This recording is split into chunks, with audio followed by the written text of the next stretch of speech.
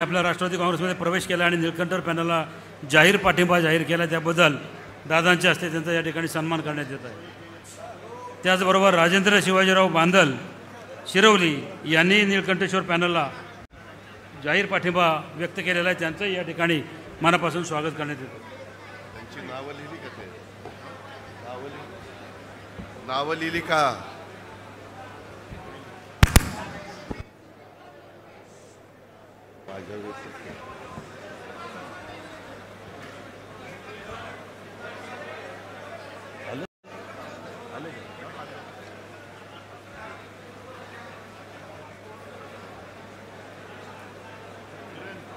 श्री नीलकंठेश्वर पॅनलच्या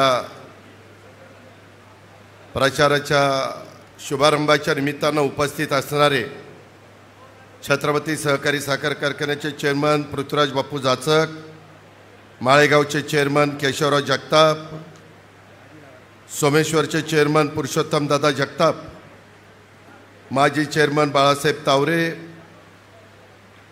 जिल्हा परिषदेचे माजी अध्यक्ष विश्वासराव देवकाते पाटील, आपल्या सगळ्यांचे वडीलधारी विश्वनाथ बुवा गावडे, राजवर्धन शिंदे, संभाजी होळकर, प्रशांत काटे, संजय कोकरे, कैलास गावडे येळे, विश्वासराव आठवळे, रवींद्र माने, जयराम अण्णा आठवळे, प्रकाश देवकाते, प्रमोद काकडे, मिलिंद कांबळे, उत्तमराव जगताप, अविनाश गोपणे, करण खलाटे, विजय गालिंदे, सुभाष सोमाणी,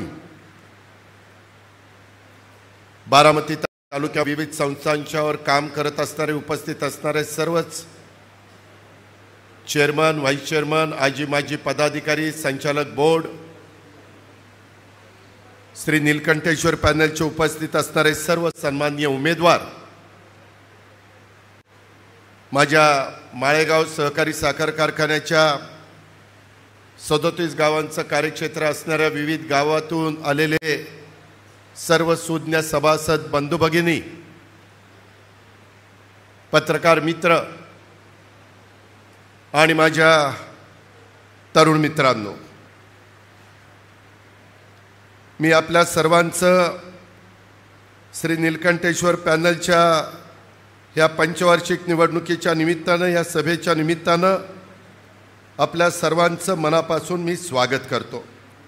आणि आत्ता ज्यांनी राष्ट्रवादीमध्ये मग आमचे जयराम अण्णा आठवळे असतील, जयप्रकाश आठवळे असतील, शेखर जाधव असतील, सतीशराव आठवळे असतील, प्रशांत तावरेंनी उमेदवारांनी पाठिंबा दिलेला आहे, 3 नंबर गटातनं सागर प्रमोद तावरेंनी पाठिंबा दिलेला आहे, माळेगाव गटातनं अर्जुनराव सीताराम भोसल्यांनी पाठिंबा दिलेला आहे, आत्ता आमचे मळदचे झांबरे आणि त्यांच्या सहकारी मित्रांनी देखील बरोबर काम करायचा निर्णय घेतलेला आहे। 2 दिवसापूर्वी राजेंद्र शिवाजीराव बांदल, शिवाजीरावांचे चिरंजीव, ते पण मला भेटलेले होते शिरवलीचे। अशा अनेक मान्यवरांनी ह्या पॅनलला पाठिंबा दिला आहे। माझ्याबरोबर काम करण्याच्या बद्दलचा निश्चय त्यांनी सगळ्यांनी केला, त्याबद्दल त्या सर्वांना मी लाख लाख धन्यवाद देतो, त्यांचे लाख लाख आभार मानतो। मित्रांनो, आज मी तुमच्या सगळ्यांच्या समोर उभा आहे ते म्हणजे माळेगाव सहकारी साखर कारखान्याच्या निमित्तानं जे उद्याच्या काळात 2025 ते 2030 याकरता जे उमेदवार आम्ही तुमच्या सगळ्यांच्या समोर दिलेले आहेत, मी एका गोष्टीचं मान्य करतो की अनेकांनी उमेदवारी मागितलेली होती। काही जण म्हणत होते की दादा आमच्या गटामध्ये बदल करा, काही जण म्हणत होते ही शेवटची संधी द्या, काही जण म्हणत होते नव्या चेहऱ्यांनी छत्रपती कारखान्याला 100% नवीन चेहरे देण्याचा प्रयत्न केला। पूर्वीच्या बोर्डातलं मला वाटतं घेतलेलं नाही, संपूर्ण बापूंच्या नेतृत्वाखाली मी आणि दत्ताने आम्ही सगळ्यांनी मिळून तिथं बोर्ड त्या बाबतीमध्ये दिलं आणि त्या भागातल्या लोकांनी 6 ते 6,500 मतांनी ते पॅनल निवडून दिलं। काम अवघड होतं। कारखाना माळेगाव आणि सोमेश्वरच्या तुलनेमध्ये बराच भावाच्या बाबतीमध्ये मागं होता, परंतु त्या किती 69 गावचं कार्यक्षेत्र, किती 53 गावच्या कार्यक्षेत्रामध्ये आम्ही तिघांनी फिरून एक लोकांना विश्वास दिला, काही गोष्टी घडल्या त्या आम्ही मान्य केल्या, त्याच्यात दुरुस्त करायचं ठरवलं आणि जरी पृथ्वीराज बापूंचे माझे मागं काही वर्ष वेगवेगळी विचारधारा असली तरी कारखान्याच्या हिताकरता, सभासदांच्या भल्याकरता, सहकार्य करता छत्रपती सहकारी साखर कारखान्याच्या सभासदांना पूर्वीचं वैभव प्राप्त करून देण्याच्या करता आम्ही मागचं असेल ते सगळं सोडून दिलं आणि फक्त तो सभासद डोळ्यासमोर ठेवला. छत्रपती कारखाना ज्या स्वर्गीय साहेबराव अण्णा, माणिकराव दादा, मग त्याच्यामध्ये गोविंदराव पवार असतील, त्याच्यामध्ये गावडे असतील, त्याच्यामध्ये उंडे असतील, त्याच्यामध्ये निंबाळकर असतील, त्याच्यामध्ये यादव असतील, त्याच्यामध्ये आमचे लासुर्ण्याचे पाटील असतील, अनेक मान्यवर होते. कुणाचं नाव चुकून राहून जाईल, परंतु या सगळ्यांनी लावलेलं ते रोपटं, माझ्या आधी लावलेलं आहे ते रोपटं पुढं टिकलं पाहिजे आणि अशा पद्धतीचा निर्णय घेतला. बापूंना म्हणलं, बापू काळजी करू नका, तुम्ही 5 वर्ष चेअरमन, तुमच्या नेतृत्वाखाली कारखाना चालेल आणि राहिलेल्या गटामध्ये 5 वर्षाला 5 व्हाईस चेअरमन करणार. ते मी, बापू आणि दत्तामामा भरणे ठरवणार आणि त्या पद्धतीनं यंदा बारामती गटातल्या मला वाटतं कैलास गावडेंना आम्ही व्हाईस चेअरमन केलेलं आहे. ते सांगायचं तात्पर्य, मी राजकारणाच्या ठिकाणी राजकारण करीन, मी त्याच्यामध्ये हायगाई करणार नाही, पण प्रपंचाच्या ठिकाणी लोकांच्या आर्थिक नाडी असेल तिथं माझे असणारे काही वाद मतभेद बाजूला ठेवीन. कारण शेवटी लोकांचं भलं कशात आहे, लोकांचं आर्थिक शिस्त कशात आहे, पैसे कशातनं मिळणार. आणि हे करत असताना बापूंना सांगितलं, बापू तुम्ही काम चांगलं करा. तुमच्या नेतृत्वाखाली काम करत असताना बोर्डाला माझ्या इथं बोलवलं, सगळ्यांना एकत्र बसवलं. मी, दत्तामामा आणि बापू आणि सगळे आम्ही बोर्ड, त्यांना सांगितलं 11 वाजता मीटिंग होती, जायचं, बापूंचा उमेदवारी अर्ज भरायचा, व्हाईस बापूंच्या बरोबर दिलेलं आहे, ते सांगतील तर व्हाईस चेअरमनचा फॉर्म भरा.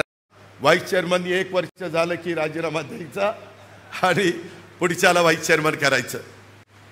त्यामध्ये आम्ही ठरवलं कारखान्यामध्ये चेअरमन आणि व्हाईस चेअरमन आणि संचालक बोर्ड गाडी वापरणार नाही.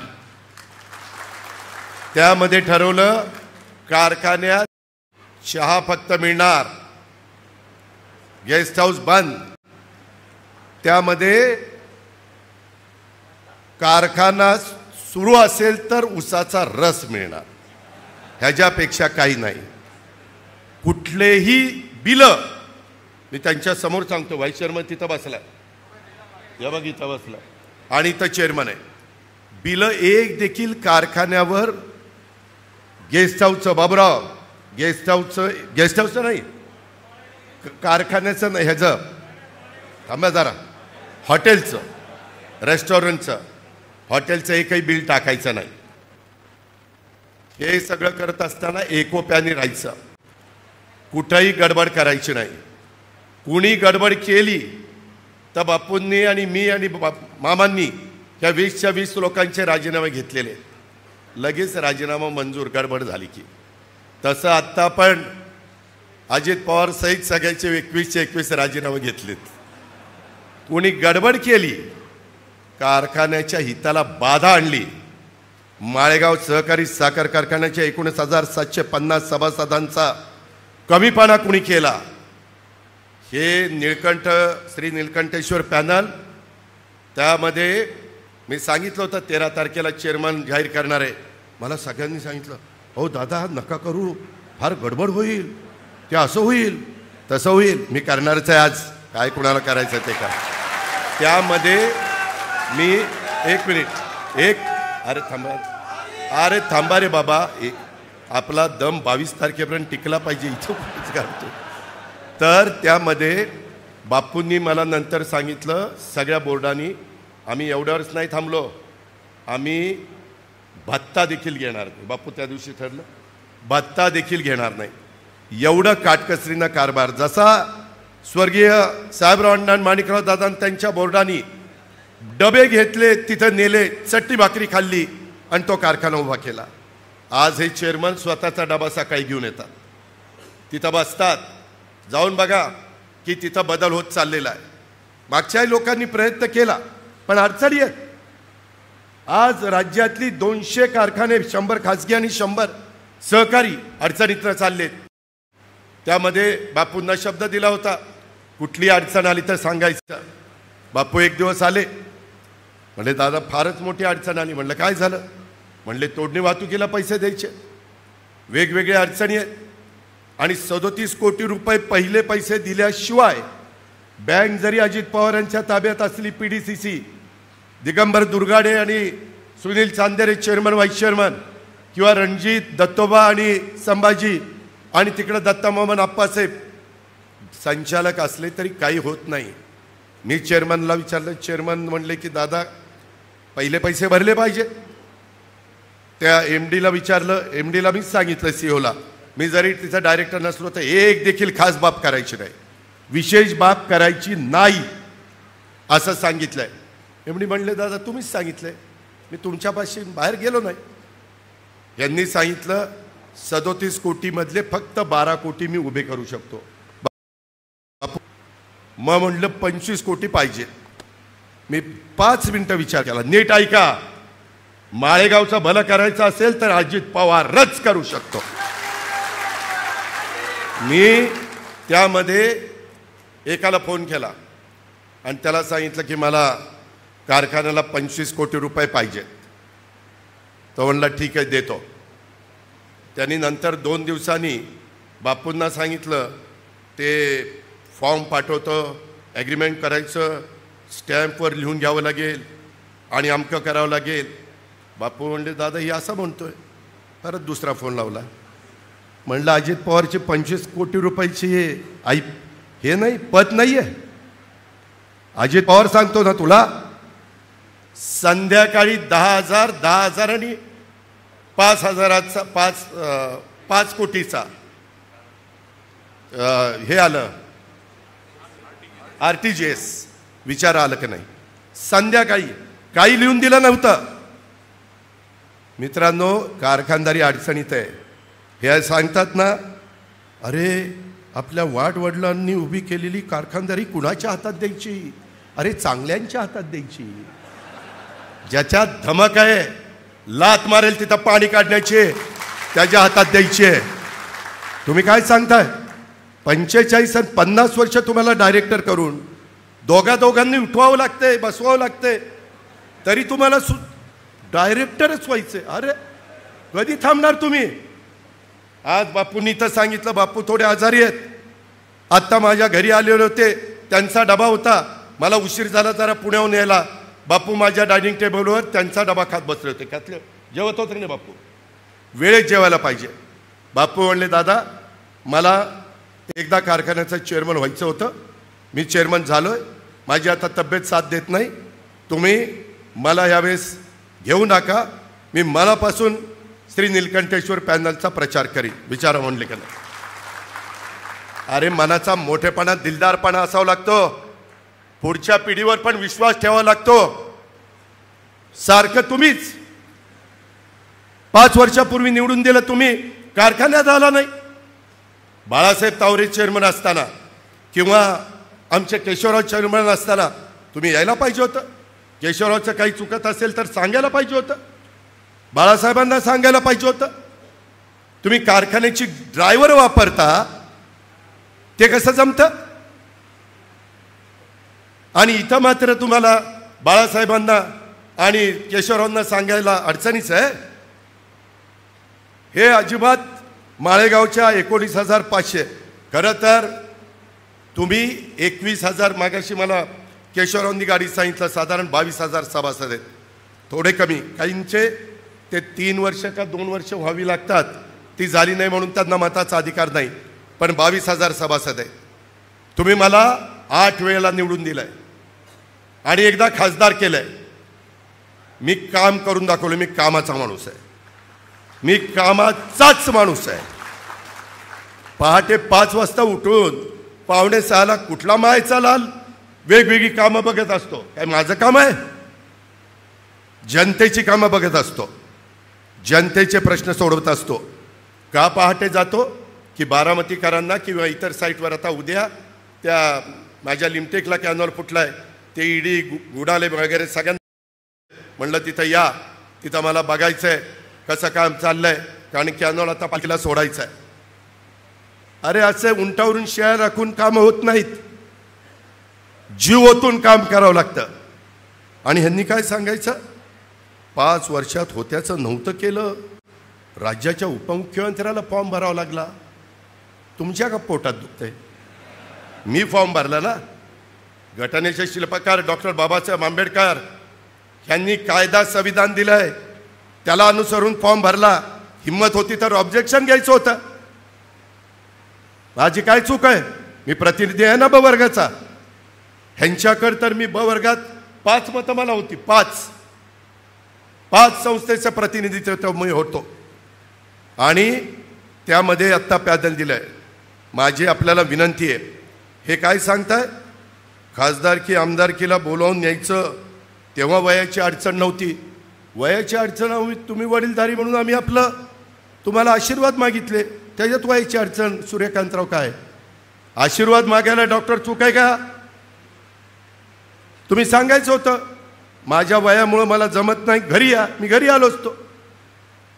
उभा राहिल्यावर आम्ही कुणाच्याही दारात जाऊ ना. शेवटी आम्ही उमेदवार आहोत.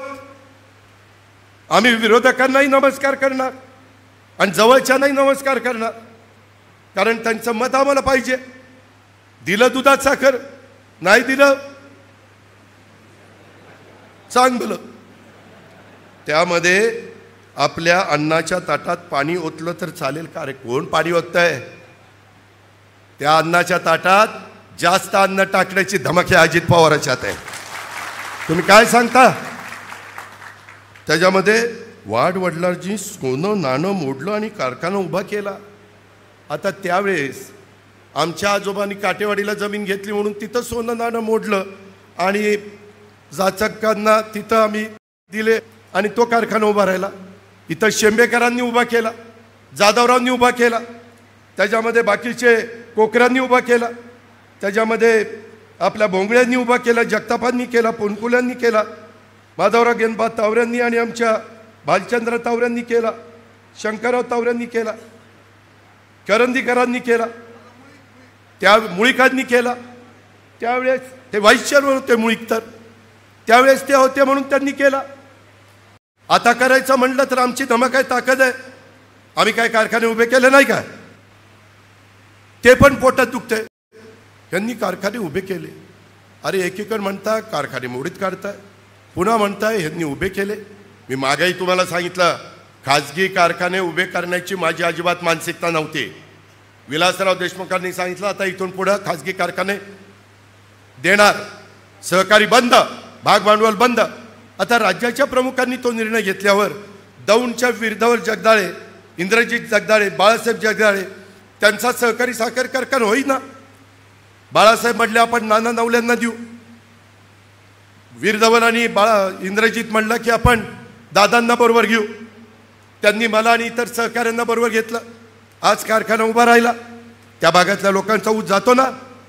जगदंबा कारखाना बंद पडलेला कारखाना 800-900 चालत नव्हता हो.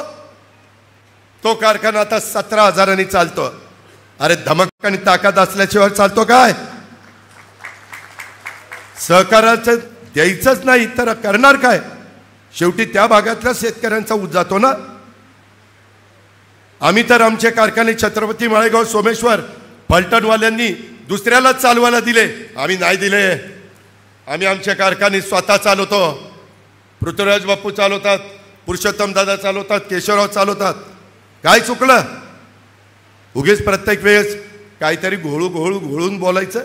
आपलं आपलं आपलं सोनं नाणं, आपलं सोनं नाणं. आम्ही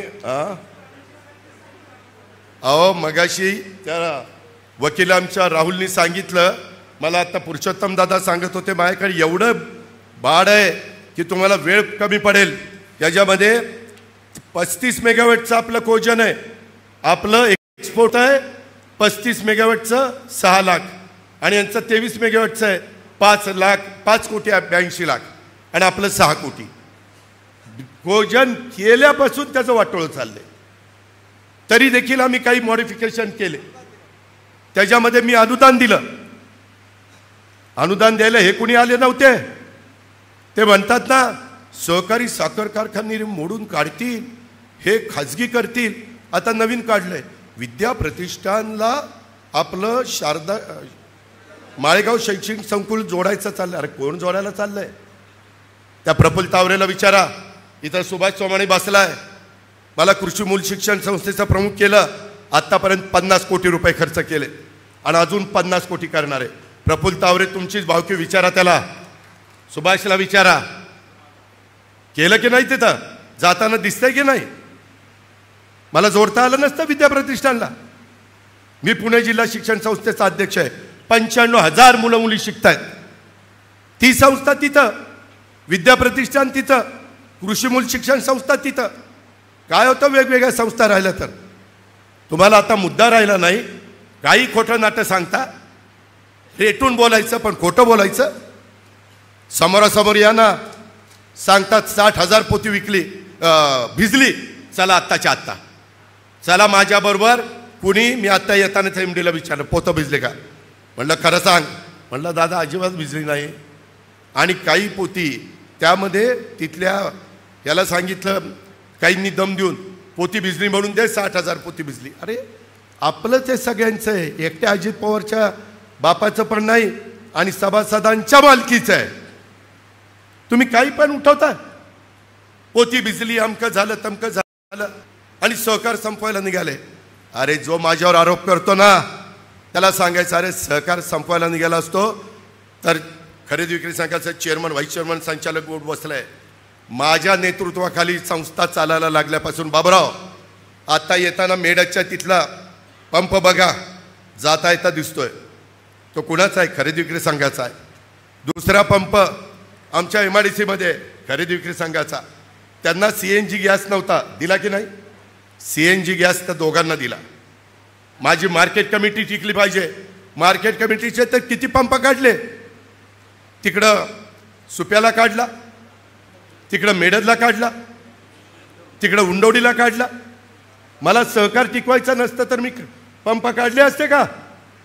काही का होईना माझी गोरगरिबांची मुलं लागली ना तिथं कामाला. पंपावर मुलं लागणं हे मला कमी पडायचं आहे. अरे पंपावरच पेट्रोल सोडून धीरूभाई अंबानी कोट्याधीश झाला. म्हणजे ते पण काही कमी पडायचं नाही. कुठलंही काम करणं कमीपणाचं वाटून घेऊ नका. पडेल ते काम करण्याची आपली तयारी असली पाहिजे. त्याच्यातून आपण त्या ठिकाणी सोनं निर्माण करू. आज मार्केट कमिटी, मी आपल्या दूध संघावर येतो. आधी दूध संघ खाजगी एवढ्या संस्था निघाल्या. दूध संघाला मी किती कोटी रुपये देतो? नंदन पशुखाद्याचा कारखाना करायला 45 कोटी रुपये राज्य सरकारकडनं मी तिथं देतोय. मला सहकार मोडायचं असतं तर मी दिले असते. 45 कोटी कशाला म्हणतात? अरे काय गप्पा मारता? अजित पवार सहकार मोडायला निघाला. मधी रेट कमी झाले कोजनचे, 1.5 दिला तुम्हाला. त्याच्यातनं जवळपास 7 का 8 8.25 कोटी रुपये मिळाले. 100 रुपये भाव तुमचा वाढला. टनाला 100 रुपये भाव वाढला. हे अजित पवारनी करून दाखवलं. मला मंत्रिमंडळाने साथ दिली. आणि काय सांगतात?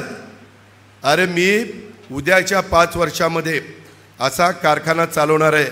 मी कुठल्याही खरं तर जे संचालक झाले नाही, किरण तू स्वतःला धन्यवाद दिले पाहिजे. राहुल तू पण धन्यवाद दिले पाहिजे. ह्यावेळेस संचालकाच्या हातात काही ठेवलेलं नाहीये. गाडी वापरायची नाही. गेस्ट हाऊसला चहाशिवाय काही प्यायचं नाही. चहाशिवाय काहीच प्यायचं नाही. चहा आणि पाणी आणि फार तर ज्यूस. आणि मी कुणी चुकलं तर काय करतो महाराष्ट्राला माहिती. एखाद्याला नाही निवडून यायचं म्हटलं तर मी काय करतो हे पुरंदरनी पण बघितले आणि शिरूरनी पण बघितलेलं आहे. त्यामध्ये आपल्याला सांगतो, ह्या संचालकांना कुठलाही, मी आत्ता सांगितलं खरेदी विक्री संघाचं राहिलं बाबूराव, नाही मार्केटचं. मार्केटला पहिलं सुनील तुझ्या चेअरमनच्या वेळेस किती कोटी रुपये दिले? त्या 45 कोटी का किती 42 कोटीचं pre cooling unit cold storage ते सगळं उभं राहिले की नाही. आणि आता त्याला किती दिलेत मार्केट कमिटीला भव्य शैक्षणिक संकुल उभं करायला व्यापारी संकुल 50 कोटी रुपये दिलेत मार्केट कमिटीच्या अकाउंटला आले. अरे अजित पवारला सहकार मोडायचा असता तर 50 कोटी दिले असते. त्याच्या आधी 45 कोटी दिले असते. एवढे पेट्रोल पंप दिले असते. काय उचलले जीभ लावली टाळ्याला. उगीच वडीलधारी आहे म्हणून आम्ही आदर राखतो. काही बरळायला लागलं काय काही सांगताय. जारगडवाडीला किती एकर जागा घेतली 26 एकर जागा घेतली. तिथं आता जनावरांचा बाजार तिथं भरवणार आहे. ते सगळं कसं उभं करतोय बघा. सुप्याला 18 एकर जागा घेतली त्यालाही पैसे दिलेत. तुम्ही काळजी करू नका. तुम्ही माझ्या हातामध्ये 91ला जबाबदारी दिली. जोपर्यंत माझे हातपाय हलतात ना तोपर्यंत तुमचं भलंच करीन बाकी काय करणार नाही. आणि माझ्या एवढं ज्या दिवशी मला वाटेल की आता जास्त उजवा उमेदवार बारामतीकरांना मिळाला त्यावेळेस माझं मी बाजूला जाईन. एक मिनिट. त्याच्यामुळं तुम्ही ती काळजी करू नका. आणि कामगारांना मला सांगायचं आहे जे काही प्रश्न बाळासाहेबांनी प्रश्न सोडवलेत केशवरावांनी प्रश्न सोडवलेत. काही जणांचं दुखणं आहे. काही गटतट आहेत. काही गावामध्ये एकाचा गट दुसऱ्याचा गट. आता काही ठिकाणी मी जिल्हा परिषद दिली जिल्हा बँक दिली साखर कारखाना दिला तरी देखील अजून द्या. अरे दुसऱ्याला देऊ द्या ना काय बिघडलं त्याच्यामध्ये. आणि ज्यांना मिळालं नाही त्यांच्याकडे आहे ना माझ्याकडे संस्था खरेदी विक्री संघ आहे दूध संघ आहे मार्केट कमिटी आहे त्याच्यामध्ये बारामती बँक आहे त्याच्यामध्ये खरेदी विक्री संघ आहे. खूप काही संस्था आहेत. तुम्ही काळजी करू नका. तुम्ही फक्त इथं आहात ना इथं बसलेले त्यांनी सगळ्यांनी नीट इमानीद्वारे पॅनल टू पॅनल गब्बशी ह्याचं काम केलं ना. तुम्हाला मी सांगतो बापूंचं जसं पॅनल प्रचंड मताने निवडून आलं ना तसं आपलंही पॅनल निवडून येणार आहे प्रचंड मताने. पण सगळ्यांनी पॅनल टू पॅनल. तुम्ही या 20 लोकांकडे बघू नका ह्याच्याकडे बघा. माझ्याकडे बघून तुम्ही मतदान करा. आणि तुमचा चेअरमन देखील मीच होणार आहे. मला म्हणत होते ना की जाहीर करू नका चेअरमन मीच होणार आहे. मी पण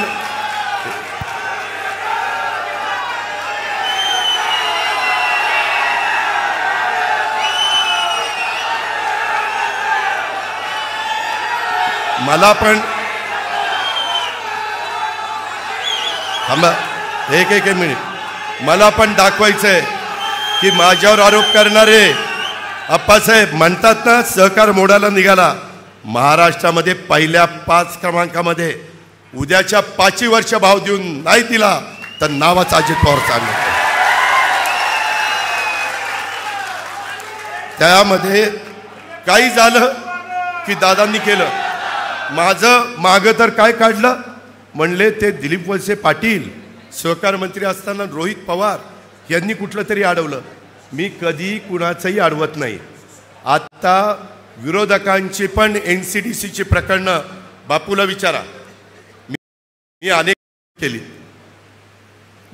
मी त्या संचालक बोर्डाला बघत नाही त्या सभासदांना बघतो 19-20 हजार सभासदांना. आणि ते म्हणतात ना दादानी का फॉर्म भरला.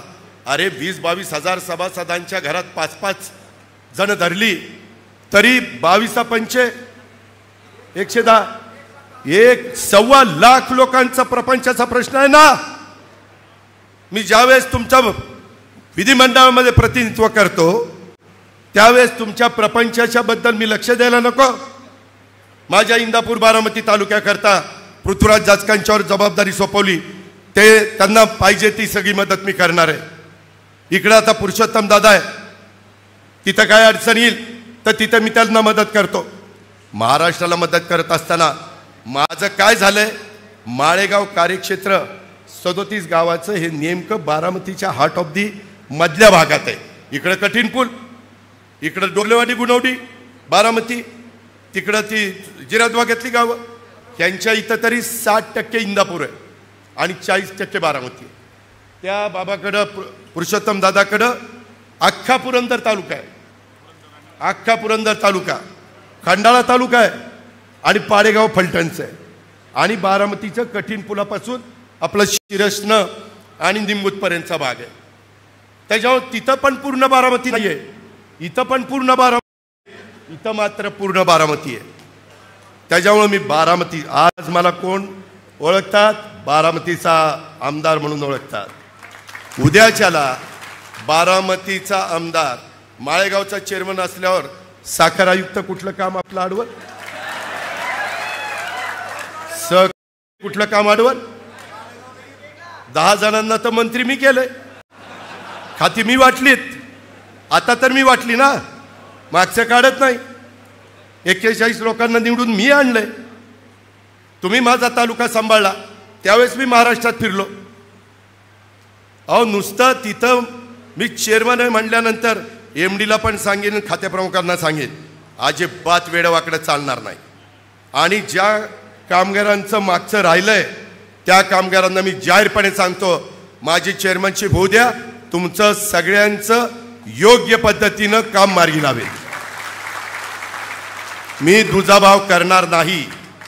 कारखान्याचा ऊस नेताना ह्याचा आधी त्याचा नंतर असं होणार नाही. जर कुणी डायरेक्टरनी चूक केली तर तो डायरेक्टरचा त्या दिवशी शेवटचा दिवस. तुम्ही म्हणाल कसं? ते असं, ह्या पुरुषोत्तम दादाकडे एक डायरेक्टर चुकला, मी त्याला राजीनामा द्यायला लावला, विचारा.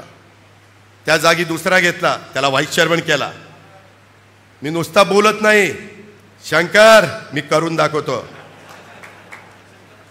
लक्षात ठेवा, माझी तुम्हाला सगळ्यांना हात जोडून विनंती आहे, मी फक्त माळेगाव करता तुम्हाला मदत मागत नाही. माळेगावची तर मदत तुम्ही द्याच, परंतु कुठलंही काम असेल, तुमच्या घरात कुणी ना कुणी राज्य सरकारमध्ये नोकरीला आहे, कुणाची बदली असती, कुणाचा दवाखान्याचा खर्च करायचा असतो, कुणाची ॲडमिशन असती. आत्ता एक भगिनी माझ्या इथे होती, मी तिचं नाव घेत नाही, बारामतीची, तिला एक जण त्रास देतो. म्हटलं तू घरी जा, जो त्रास देतो उद्या सकाळी त्याचा फोन येईल, माफी मागतो की नाही. मी त्याला माफीच मागायला लावीन. माझ्या पंढऱ्याला विचारा, कुसाळकर बंधू आपले डायरेक्टर होते, माझ्या काहीतरी 50,000 रुपये घेतले होते त्यावेळेस, मी परत करायला लावले पैसे, खरेदी विक्री संघातच परत दिले. नोकर भरतीमध्ये 1 रुपया देखील कोणी, माझ्याशी गाठ आहे, माझ्याशी डायरेक्टर बोर्डापैकी कुणी. तुम्ही म्हणाल किरण बरं झालं डायरेक्टर नाही झालो, ह्याच्या बरं झालं डायरेक्टर नाही झालो. ह्या पद्धतीने यांना सगळ्यांना वागवणार आहे. कुणालाही गाडी नाही, ड्रायव्हर नाही, काही नाही. कामं देत असताना पारदर्शकता, ऑनलाईन टेंडर, ऋषी ऑनलाईन, सागर ऑनलाईन. ऋषी सागर तुम्ही खुश झाला असाल, तुम्ही मागितलं होतं. अशा डायरेक्टर होऊन काय चालायचंय? ते अजित पवार हातवर करा की हातवर, खाली की खाली, तसं काही मानणार आहे. मला ज्यावेळेस पहिल्यांदा तुम्ही 91 साली PDCC बँकेचं डायरेक्टर केलं आणि नाना नवले, थोपटे साहेब, थिटे साहेब, बापना साहेब, भुये भेगडे साहेब, ह्या सगळ्यांनी मला चेअरमन करायचं ठरवलं. साहेब म्हणले अरे त्याला काही माहीत नाही, 1 वर्ष अनुभव घेऊ द्या. साहेब म्हणले, ते म्हणले नाही नाही करा, साहेब मुख्यमंत्री, आणि त्याच्यामुळे हे म्हणले करा. केल्यानंतर त्या दिवसापासून जी बँकेत शिस्त लावली ती आजपर्यंत लावली. आज तुमची बँक, माझ्या शेतकऱ्यांच्या मालकीची बँक 75 कोटी रुपये नफ्यामध्ये चाललेली. तुम्हाला 0% व्याज, 0% व्याज द्यायला 11 ते 12 कोटी बाळासाहेब नफ्यातनं चंद्राव काढायला लागतात. तुम्ही